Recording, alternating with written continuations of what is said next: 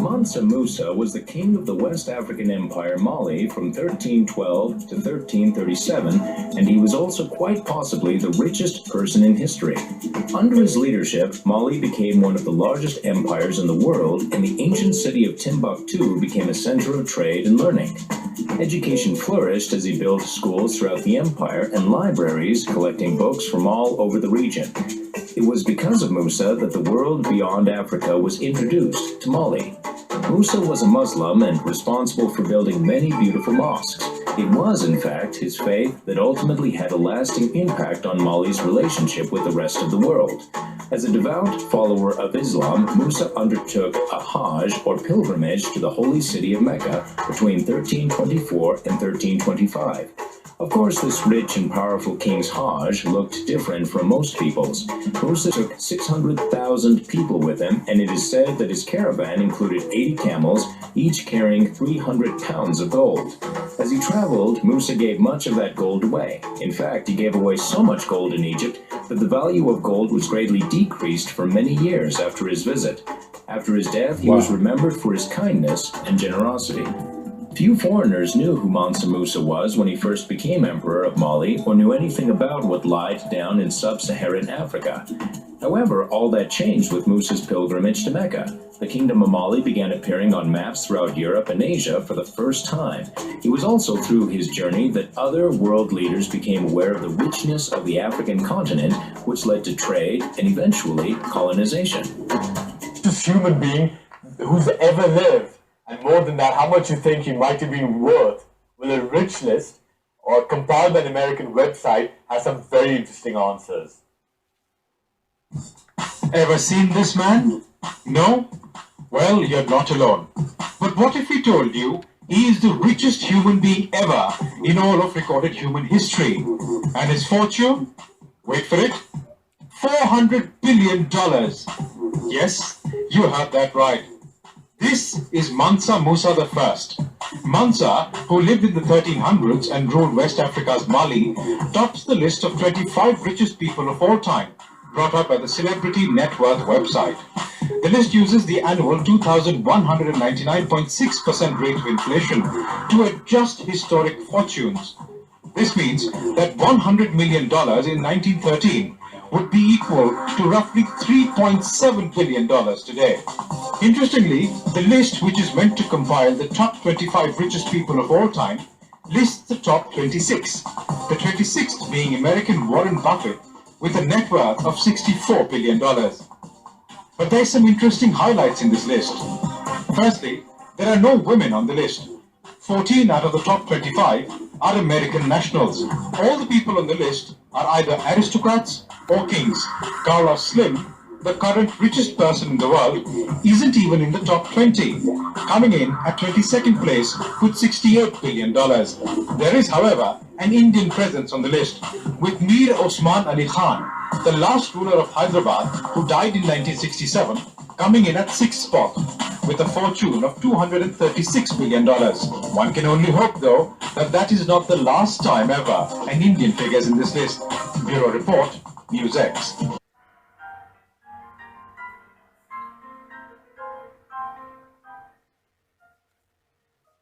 As technological and medicinal advancements steadily continue and the constant demand for products increases, the local supply of countries also increases with it. Whether it be Charles Koch or Bill Gates, there is always an innovator who causes a dramatic increase in their country's net national worth. One place that is always in the news for all the wrong reasons is Africa.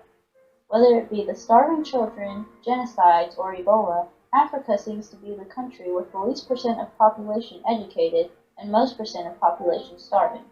And according to the United Nations report, Africa is the continent with the most people below the poverty line. But Africa was not always like this.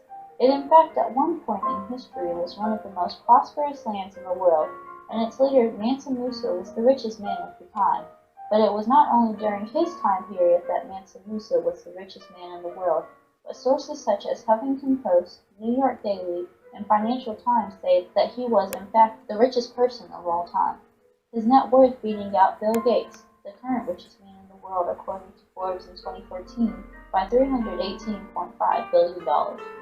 So, how did Mansa Musa's leadership directly result in Africa's prosperity and the wealth of the world today? Up until the 14th century, Africa was given the title of the Dark Continent in European maps. The outside world had little interaction with Africa, and Africa had little to no interaction with the outside world. What Europeans failed to realize is that African kingdoms, especially West African, had been flourishing for centuries then, even before the end of the European Stone Age. While Europe was conquering other areas of the world, Africa managed to stay unconquered and flourishing up until the 19th century.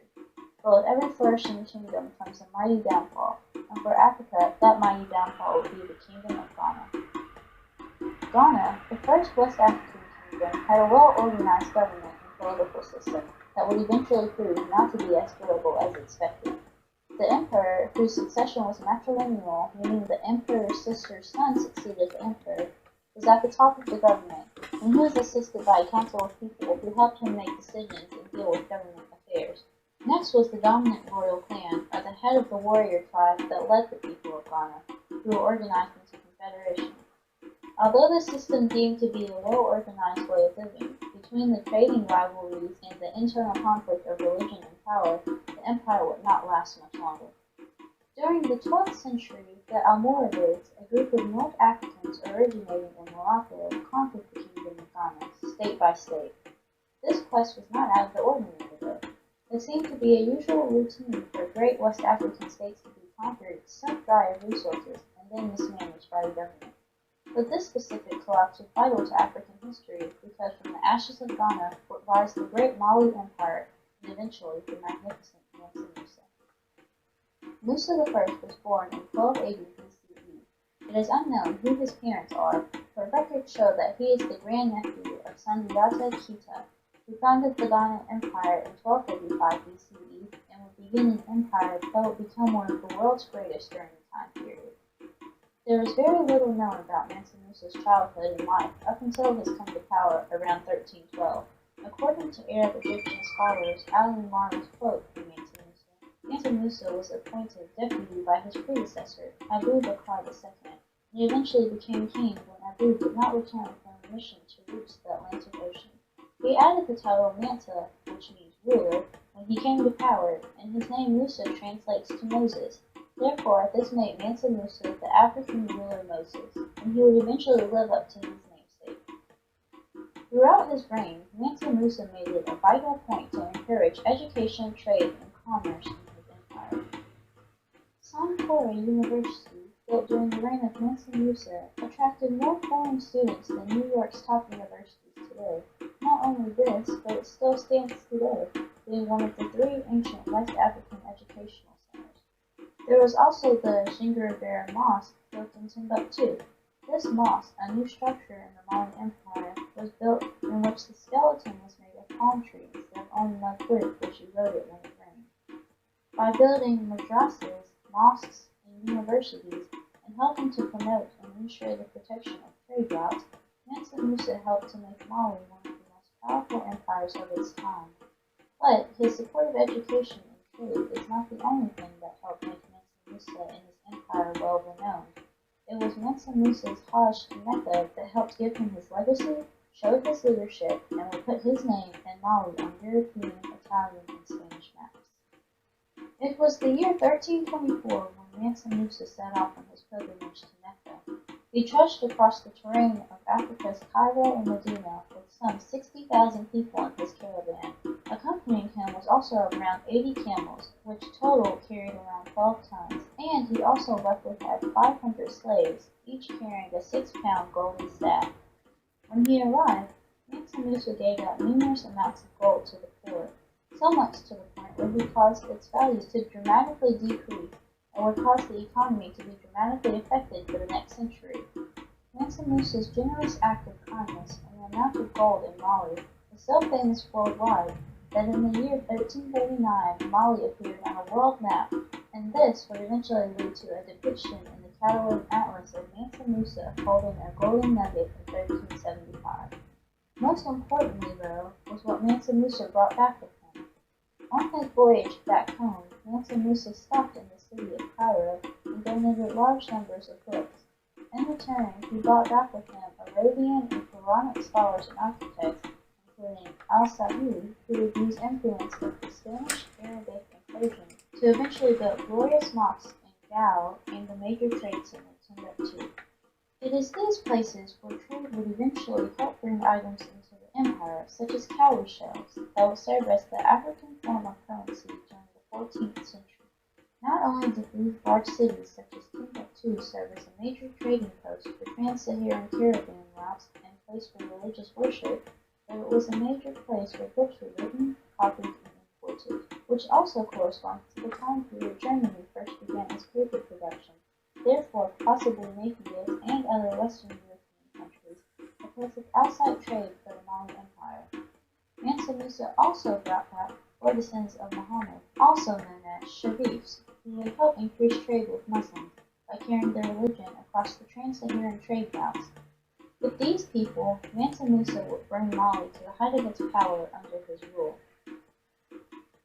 After Mansa Musa's return home, he lived for approximately 13 more years before dying of natural causes. Since there is no written record of his death, there is much debate over when Mansa Musa died, after ruling 20 plus years. Ranging from 1332 all the way to 1337, most historians state his death being 1337, but they can only approximate the year he died, since numerous accounts from his son, older brother, and Muslim historian Ibn Khaldun all suggest different dates. But, with all of the accounts, historians can approximate that Mansa Musa was around the age of 57 when he died. But the year of his death is not the most significant effect he has on history. It is how greatly Mansa Musa impacted Africa and the legacy he left behind. Mansa Musa left behind a kingdom so far expanded that it transformed into an empire.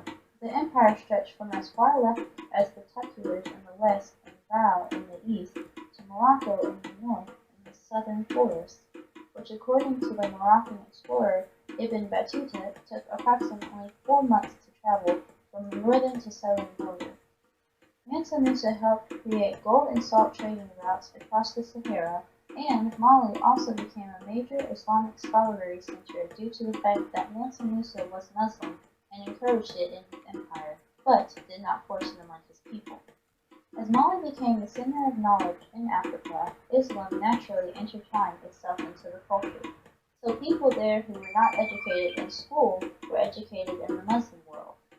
Mansa Musa also created a cultural diffusion by showing Africa to Europe and the rest of the world, and by helping pave the path for Muslims, by bringing economic stability and creating a good government for a country that was said to be the richest country in the world at the time. He showed that Africa was more than a poor country with little money, as seen by the European description of him as the richest and most noble king of all land. Mansa Musa helped to educate Africans and increase and expand their trade to the outside world.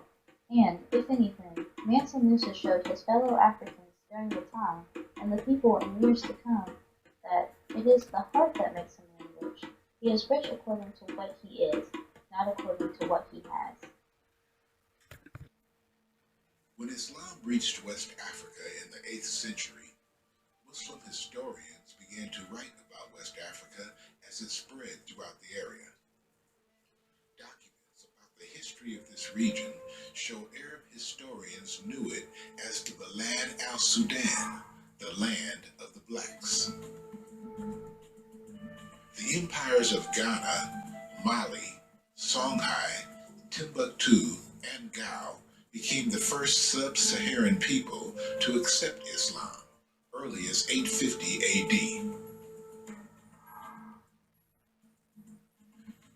Commercial centers provided the first places of worship as traders began to have prayer areas in the towns. These centers of trade invariably became symbols of African civilization, showcasing an Islamic learning dynasty. The community was governed under the Islamic Sharia system, and scholars began gathering to share vast resources of knowledge. Al-Bakri, the Muslim geographer, provides an early account of ancient Ghana in his book, Roads and Kingdoms. He describes Ghana of 1068 as highly advanced. Al-Bakri writes, economically, it was a prosperous country. The king had employed Muslim interpreters, and most of his ministers and treasurers were also Muslims. The Muslim ministers were learned enough to record events in Arabic and corresponded on behalf of the king with other rulers. He gives the following picture of Islam in Ghana during that time. The city of Ghana consists of 2 towns lying on a plain, one of which is inhabited by Muslims and is large, possessing 12 mosques, one of which is a congregational mosque for Friday prayers. West African griots tell the story of a woman named Baktu who settled near the banks of the Niger early in the 11th century. She maintained a water well which became a social center and stopping place for caravans of travelers. A village was formed which was later named Timbuktu. A supreme judge named Sheikh Sidi Abu al-Barakat Mahmud, who had visited Mecca and Cairo, ordered that a mosque be built. With the financial backing of a wealthy Mandekan woman, they designed a mosque featuring an inner court with the exact dimensions of the Kaaba in Mecca. It would become a leading center of education.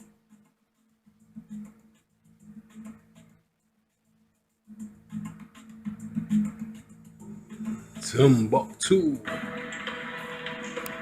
Timbuktu had long been a destination or stop for merchants from the Middle East and North Africa. It wasn't long before ideas as well as merchandise began passing through the fabled city. Since most, if not all these traders were Muslim, the mosque would see visitors constantly.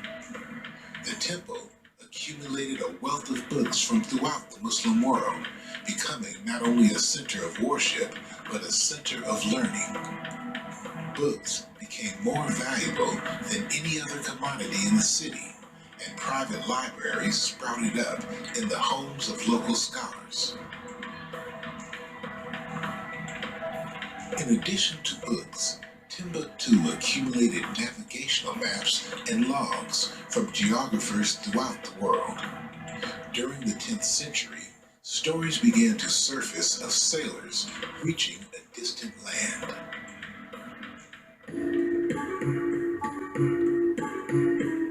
One of the first accounts came from a 10th century historian named Ali al-Masudi, an accomplished geographer, philosopher, and natural scientist.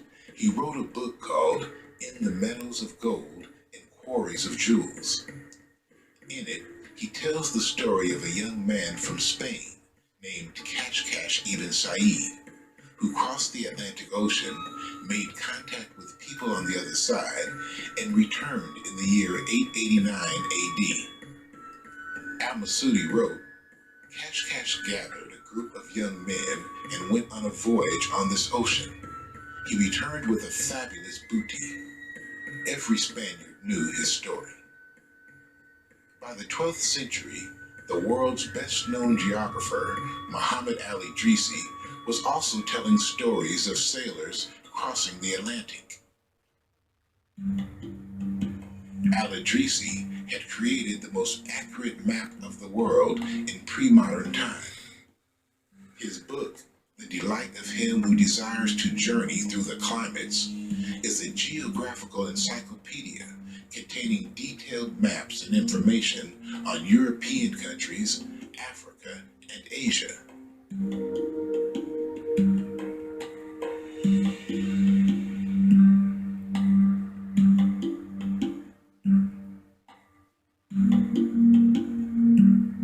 The Book of Roger, which was drawn by al-Idrisi in 1154 for King Roger II of Sicily, contained legends written in Arabic and was copied by geographers for 3 centuries without alteration. In his book, Al-Idrisi told stories of a Moorish ship which had crossed the Atlantic around 800 AD. He added validity to the reports recorded by other Muslim historians and geographers concerning Muslim seamen and navigators crossing the Atlantic Ocean. He also wrote about Portuguese seamen who crossed the Great Sea. A group of sailors traveled into the Sea of Darkness from Lisbon in order to discover what was in it and to what extent were its limits. They finally reached an island that had people who spoke Arabic. This astonishing historical report not only describes contact between Muslim seamen and the native people of the Americas, but suggests a strong familiarity between the two. By the 14th century, West Africa had seen the rise of the Mali Empire, one of the largest in the world during that time.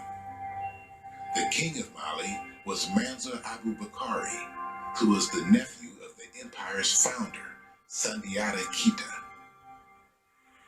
As a young man, Abu Bakari heard stories of a land across the Atlantic and dreamed of sailing off into the massive ocean.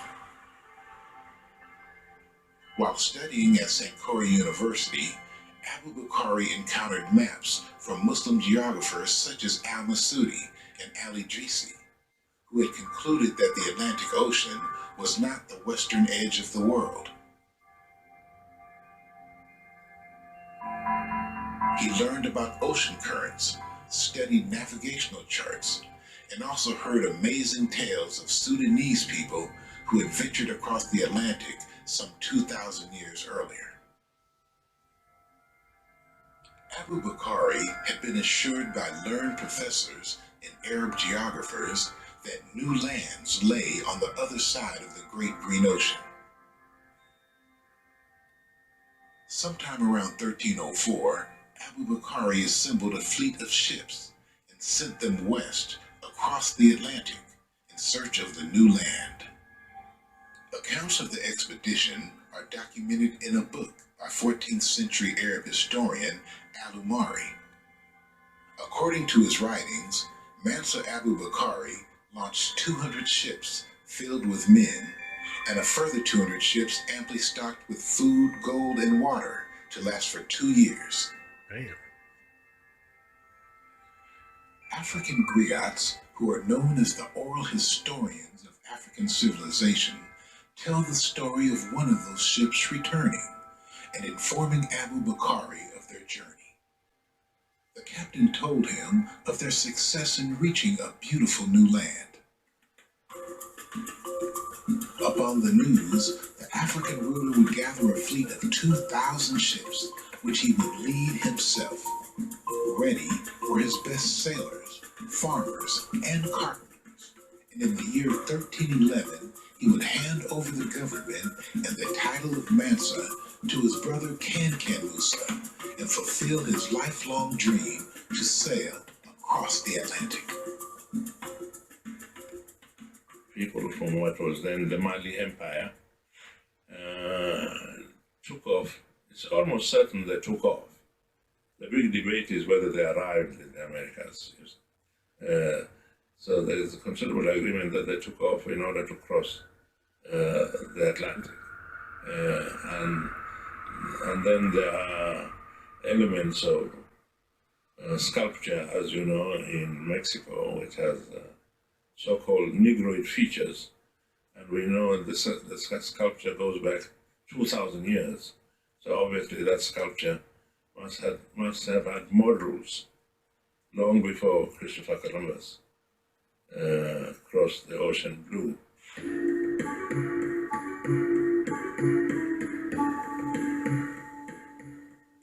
Mansa Musa was the grandson of Sundiata Keita.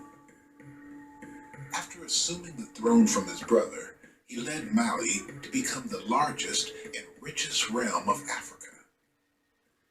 Unlike Abu Bakari, Musa was interested in extending the borders of the empire to the east toward Cairo. He captured the neighboring kingdom of Songhai and its major city, Timbuktu.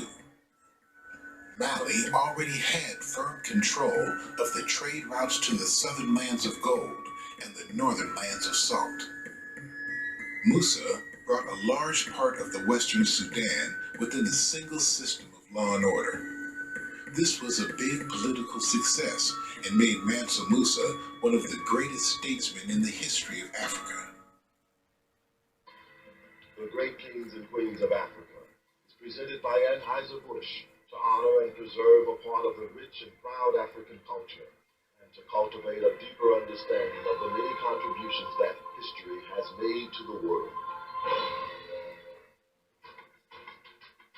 Alfonso I was the first ruler to modernize Black Africa on a grand scale. He encouraged his people to learn Christianity and new skills in masonry, carpentry, and agriculture. Alfonso streamlined politics, established modern schools, and later became the first ruler to resist the slave trade. Promoting industry and agriculture, Hatshepsut may be the greatest female Egyptian ruler of all time. As the first woman in recorded history to preside over a nation, Hatshepsut cast aside the theory of male supremacy. Her spirited defiance of male dominance for 30 years endured to the very end, as evidenced by the discovery of her tomb in the Valley of the Kings. When Sani Ali Burr came to power, Songhai was a small kingdom in the western Sudan. With a ferocious force, the warrior king won battle after battle, routing marauding nomads, seizing trade routes, and ever expanding his domain. He captured Timbuktu, bringing into the Songhai Empire a major center of commerce, culture, and Muslim scholarship. His greatness is still legendary among the Songhai people today. Askia the Great was a fair and deeply religious man who at times fought established tradition to rule in the best interest of his people. A devout Muslim, he ruled Songhai strictly according to Islamic law. Askia Muhammad Touré united the entire central region of western Sudan with a government that is still revered today. A wise and beautiful woman from Nubia so captured the heart of the pharaoh she changed the course of history. Tai's beauty, intellect, and will so took Pharaoh Amenhotep III. He defied his nation's priest and beautiful custom queen. by proclaiming this common Beautiful as queen great there, royal brother. spouse. Wow. Amenhotep declared that, as he had treated her in life, so should she be depicted in death as his equal. And so the colossal sculpture ordered for their temple thus portrays them as a pair of majestic monarchs, both proud, both noble, both serene. A flamboyant leader and world figure, Mansa managed vast resources to benefit his entire kingdom. In 1324, he led a holy pilgrimage of 72,000 people from Timbuktu to Mecca, over 6,000 miles. So spectacular was this event that Mansa Musa won international prestige for Mali as one of the world's Mansa largest Musa. and wealthiest empires. I got the spirit A of strong Mansa leader Musa and in me, military nigga. innovator, Shaka is noted for yeah. revolutionizing Bantu Shaka. warfare Shaka through was the man. standardized weapons and special The tactics. spirits of Shaka Many is still enemies would among flee at the us, mere sight of family. Shaka's troops. With cunning and I got the confidence as spirit his of Shaka tools, in me, Shaka along with united Mansa all Musa. tribes in South Africa against colonial rule. For hundreds of years, Nubia and Egypt have been at war. But Nefertari's marriage to King yes, Ramesses Nefertari. II, Pharaoh of Egypt, brought the fighting to an end. The marriage began as strictly a political one, but it later grew into one of the greatest royal love affairs in history. In fact, the temple which Ramesses built for her in Abu Simbel 42 laws is of one of me, the largest and most beautiful structures ever built to honor a wife and to celebrate peace. One of the greatest monarchs of the Congo, King Shamba, had no greater desire than to preserve the peace. He designed an extremely democratic government featuring a system of checks and balances that represented all Bushango people. Also, Shamba promoted the arts and crafts to their highest level during his reign. Regarded as one of the greatest generals of all time, Hannibal and his powerful African armies came close to defeating the mighty Roman Empire. His audacious moves and tactics have been studied and successfully imitated as recently as in World War II. The genius of Hannibal brought Carthage great prosperity and prestige. The identity of the Queen of Sheba has long been debated, but indications are that she was the Ethiopian queen Makeda. According to legend, she was fascinated with Black the people wisdom are of so the great beautiful, king man. It's a Solomon of damn Israel. shame. Don't gotta do nothing to us but wake The up, king and queen were put a little equally water on our intrigued with face, one another. little Fond and cocoa fluent to butter, love, little shea their butter on union our face, and we can keep history's it moving. longest line of royalty The descendants. most precious people on Returning earth to are the black Bible, folks. Makeda's influence transcends But some of centuries, us and the don't Judeo-Christian realize that. tradition remains Too busy out embedded in here modern Ethiopia. bashing each other, killing each other, Teaching a and the doctrine of crackers love sit and back peace, watching, laughing. Akhenaten was the first ruler in recorded history to believe in the concept of one God. He and his wife, Queen Nefertiti, changed Egyptian culture be so putting these radically videos that their up, influence was felt centuries hoping, later you know, through more natural visual art styles, people watch and a it, check it fuller, out, warmer language for poetry, get a little songs, bond and with your storytelling. inner self. At the age of 16, Because we this were great Nubian people. king led his armies against the invading Assyrians We were in great defense of his folks, ally man. Israel. It earned him a place in the Our Bible history in the is books of Isaiah is and recorded. 2 Kings. Despite That's why I continuous saw our warfare, ancestors rolling over in their grave sites right now, the way overwhelming projects throughout his 2016 empire, black folks are including a moving jungle of around right carved now. images over 100 feet high. I think our ancestors would have slaughtered every last one of us in 2016. At the age of 17 to become one of Africa's Niggas run around here cooning and sandboning. intelligent and witty, her graceful These beautiful nature queens stunning and kings personality were valuable diplomatic attributes. that come from us. Striving to elevate Well, we the come from world them supremacy, because they are Cleopatra ancestors. persuaded Julius They was here Caesar way and before Mark us. Antony to renounce And their look how they Roman allegiances maintain and to hold fight things on behalf down. of Egypt. Each, however, Look at that beautiful queen. Wow. dreams of conquest were realized. Disheartened, Cleopatra pressed and asked to have rest, ending the life of the world's most celebrated African queen. Osei Tutu was the founder and the first king of the Asante nation in what is now Ghana. He was able to convince a half a dozen suspicious chiefs to join their states under his leadership.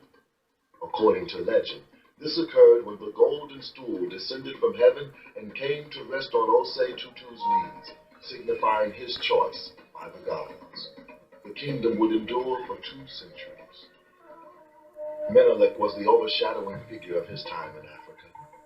He converted a group of independent kingdoms into the strong, stable empire known as the United States of Abyssinia, or Ethiopia. Resisting European colonization and uniting the opposing kingdoms made him one of the great states. Kings, nigga. We come from kings, nigga. Great kings, nigga. Though dead for nearly 100 years, Nihanda remains what she was when alive, the single most important person in the modern history of Zimbabwe. When English settlers invaded in 1896, Nihanda and other leaders declared war. At first, they achieved great success, but as supplies ran short, so did battlefield victories. Nihanda was Our queens was fucking warriors, you know what I mean? Our queens are warriors.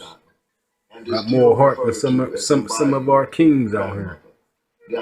I go to war with a queen before I go to war with a fucking Sambo ass distinguished his reign by coon. extracting technological innovations from the Europeans while resisting their attempts to colonize the Kwana land. Advancements included the building of schools, scientific cattle breeding, and a police corps which practically eliminated crime. In 1875, Khama appealed to Queen Victoria of England to protest English settlement in his country. The English honored Khama and his call for continued freedom for Bechuana land. For half a century, the Basutu people were ruled by the wise and just founder of their nation, King Mosweswe. The Basutu had to fight for their survival King against Mosweswe. European colonialists, Nothing but kings and queens, ladies and gentlemen. Kings and queens, that's who we come from. So don't let them motherfucking crackers fool y'all. Make it seem like we ain't shit. We fucking kings and queens out this joint. And to assure Mosweswe place in African history. Nzinga of Angola was an astute diplomat and an excellent military. Another beautiful queen. To arrest the sudden influx of slave-hunting Portuguese, she waged war for nearly I wish I was in their time. For because real. of her quest for freedom and relentless drive. Queens respected their kings back then. Nzinga remains a glimmering symbol of inspiration. Trust. Samori launched a conquest to unify West Africa into a single state spanning 100,000 square miles. In each city, Samori built a mosque, a testimonial. Samori built a mosque, a testimonial of his devotion to Islam. During the 18-year conflict with France, powerful Samori continually frustrated the Europeans. His astute military prowess prompted some of France's greatest commanders to entitle the African monarch the Black Napoleon of the Sea. I love my black peoples. The people of Dahomey often refer to their monarch, Behanzin, as the King Shah. I love my black folks. And wisdom. We come from fucking kings and queens. To defend his nation's sovereignty, including a division of Can't nobody tell me shit about my peoples. I ain't trying to hear that shit. A fond lover of the humanities, Behanzin is credited with some of the finest song and poetry ever produced in Dahomey.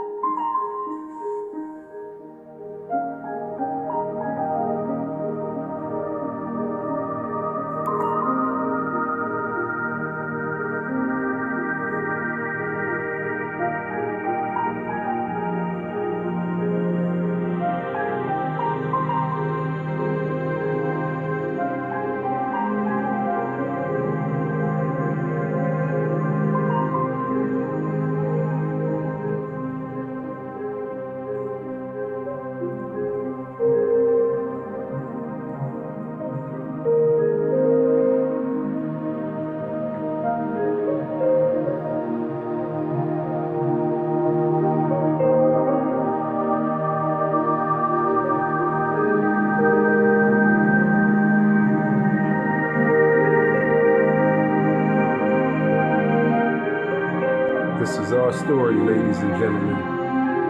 This is our story.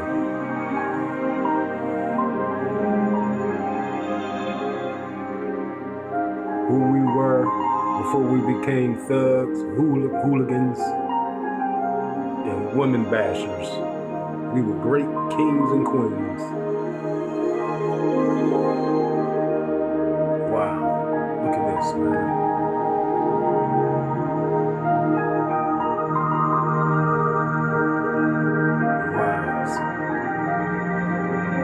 It's a sad story, man. Sad story, brothers and sisters.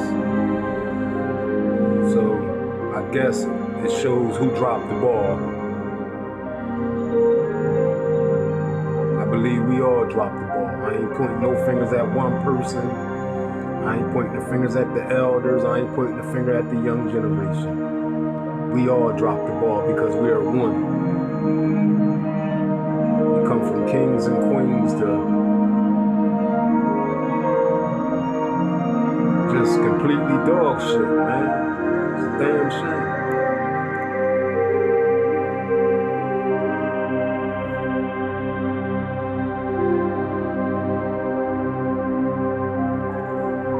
I study these videos, I sit back, I analyze these videos, man. Not like doing your homework, getting history, getting to know who we was because we weren't taught this in school. You know, half of our parents didn't teach us either. So that's why I said I can't point the finger at one person. I'm gonna point the finger at the whole generation. We all dropped the ball, all of us.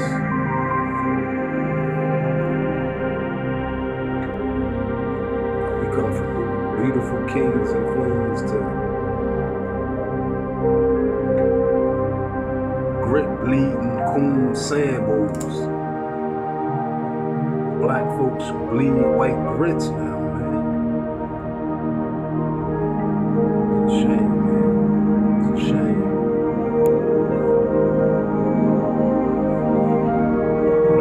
Ladies and gentlemen, kings and queens, we brother Black Power 187 TV, love all of you. I have no animosity in my heart for no one. I just want to be treated as if you want to be treated, you know? I'm just getting tired of these niggas bashing our queens, man. That's the only thing that really got me upset. And it's like, I'm a revolutionary hitman, but at the same time, I'm a black queen hitman. I ride out for our queens, man. I ride out for our queens, kings.